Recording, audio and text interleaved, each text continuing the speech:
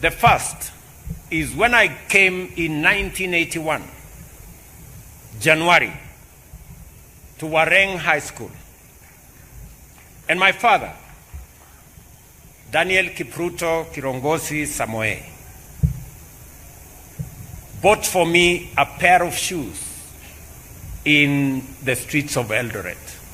It was my first pair of shoes, and it is very memorable that city is today, that town today is a city. I am also reminded again of another occasion when in 1984, in October,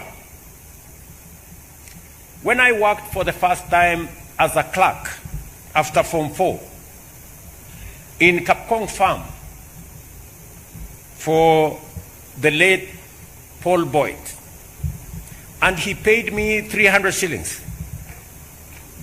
It was my first wage. And I came to Eldoret town at Hughes Building, for those of you who know where Hughes Building used to be.